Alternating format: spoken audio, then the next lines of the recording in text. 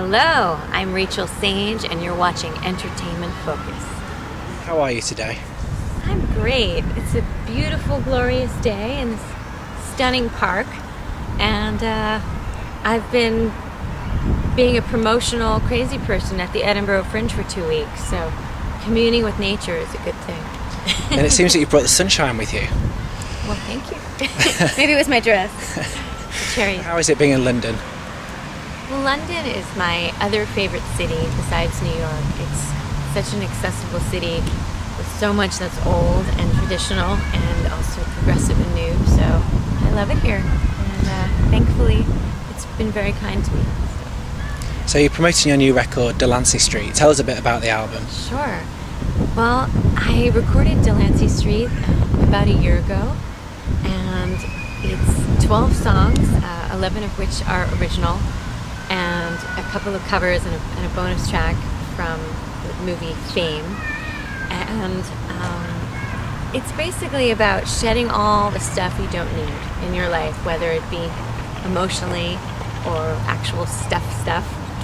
And that was all very much on my mind because I was moving from a neighborhood where I'd lived for about 10 years to another neighborhood not so far away, but very different, from the East Village to the Lower East Side.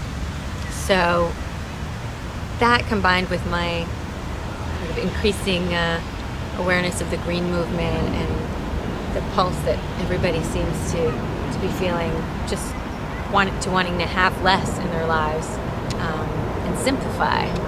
That's really what the album was about. So hopefully it's a lighter sounding record. So have you got a favourite song on the album at all? I do have a favorite song. My favorite song is actually the very first track, which is called Hope's Outpost. And it's about realizing when a situation, particularly romantic, but not necessarily, I don't like to tell people how to listen, but when a situation is just kind of weighing you down, when it's just time to move forward and away from that, and to not be so afraid to do that. So it's very much in keeping with the theme of the record.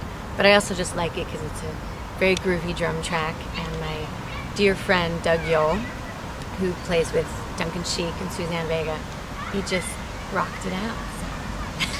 In your lyrics, they seem very honest, and you really lay yourself on the line. I mean, is it difficult to be that, honest? Well, that's what I keep these for. Let's see.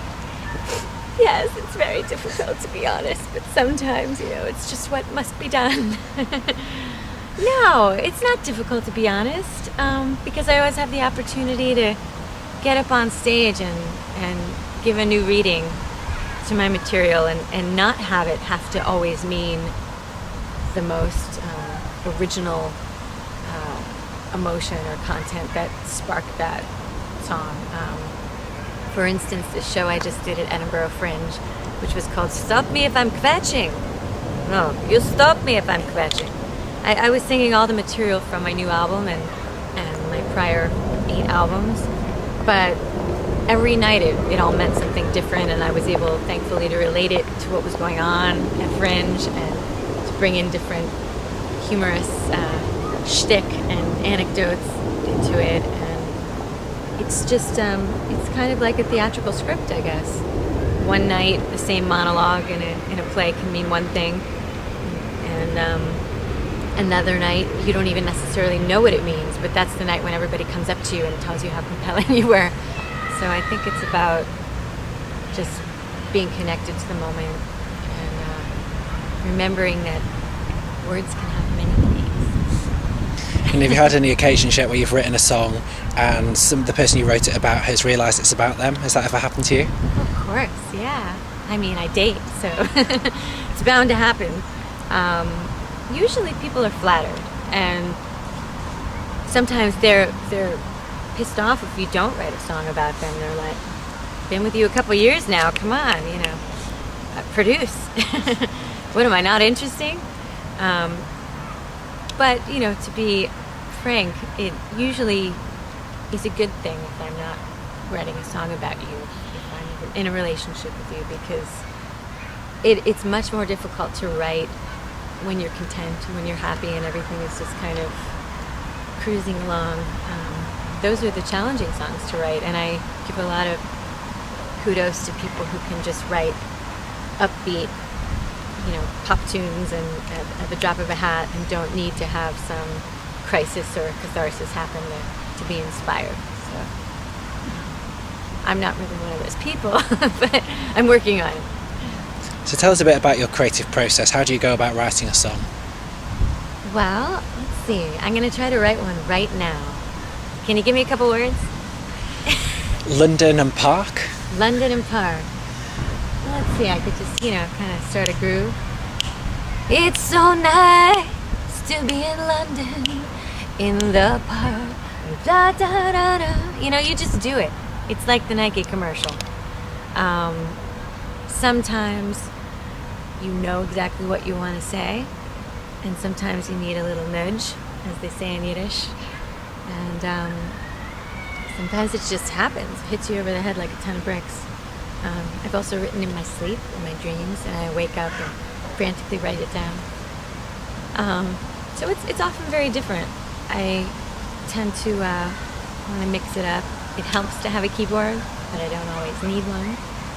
And then I have my little journals that I write in all the time and forget about what I've written, and then I get home and sort of sift through it and see if there's anything there to make more of. So hopefully that helps. I'm not really sure. It's very mysterious. And you're very prolific. This is your 9th album, isn't it, Delancey Street? Do you find it difficult to, because are you constantly writing, or do you kind of just go through phases where you get lots of inspiration, you'll write an album? I am not constantly writing. I think if I were constantly writing, I probably wouldn't remember to be living.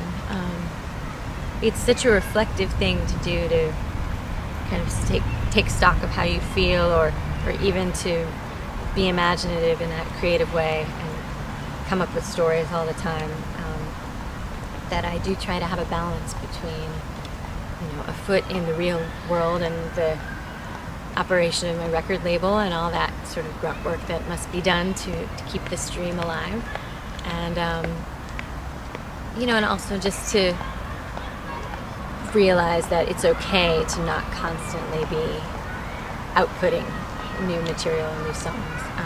When I was younger, I used to be much more prolific, actually. So when I hear people tell me that I'm prolific now, I feel quite self-conscious about it, because I do think it's amazing when a songwriter or a painter or any creative person can be doing it every day consistently and working on their craft.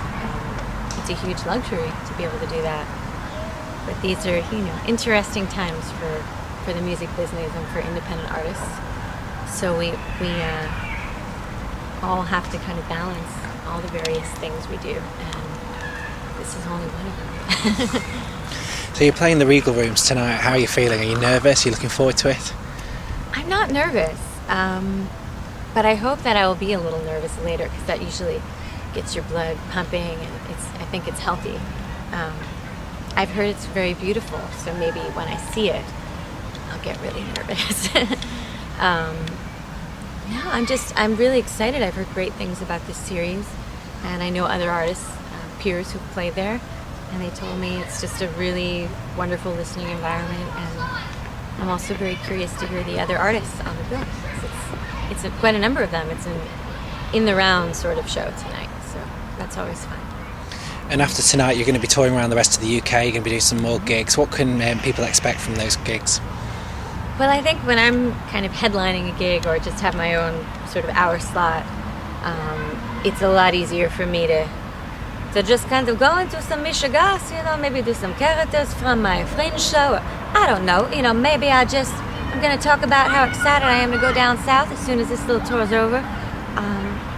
I'm a little more schizophrenic in my own shows. Tonight I don't want to scare anybody. I just want to make friends. I think it's a good sort of teaser show to come to, and from here on out it'll be a lot more hands-free. So what music are you listening to at the moment? What's really inspiring you? Well, I would be a neglectful record label president if I didn't mention my favorite young new artist who we recently signed to Empress Records, and his name is Seth Gleer. Seth Gleer, remember that. And he's just extraordinary. He's 21 years old, and he kind of sounds like a cross between Paul McCartney and James Taylor, just a gorgeous tenor voice, and he plays piano incredibly, and he's extremely prolific, and he's just kind of right in the peak of that moment where he realizes how much power he has as an artist, as a performer. And it's been exciting to be part of that journey with him, so of course you should check him out.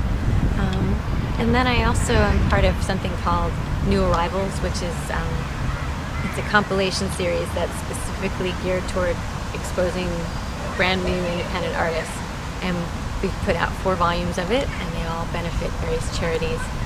And I am smack in the middle of working on volume 4, so I've been listening to let's see who's going to be on there. There's an amazing new artist named Lucy Woodward, who has a brand new record out on Verve, and she's very generously donated one of her tracks to the compilation. She's sort of our headline artist.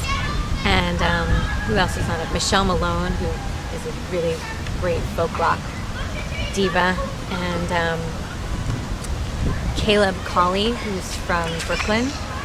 He kind of reminds me of sort of a young Stevie Wonder. So if you want to know more about any of these artists, you can go to empressrecords.com. And what's it like being the president of a record label? Well, it's a mixed bag.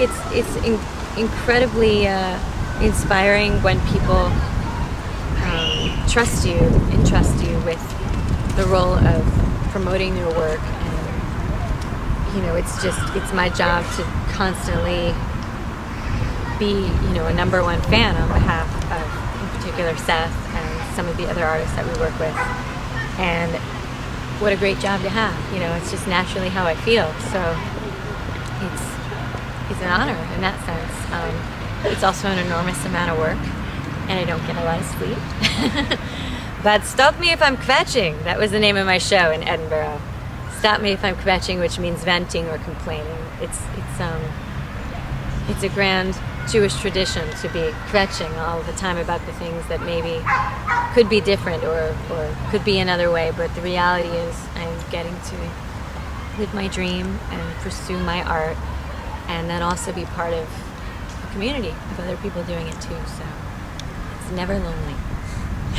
So our final question for you Sure. is, what else have you got coming up in 2010? Oh, well, I'm really excited to go back to the US and sort of do the second leg of my Delancey Street tour, which is going to bring me everywhere from Arizona to California and the Southeast, Georgia, and Texas. And then I'm going to be involved in releasing Seth's new record, which is coming out in January, called The Next Right Thing. And listen to this wonderful truck. See, this is the spontaneous part of the interview where they're coming to take me away.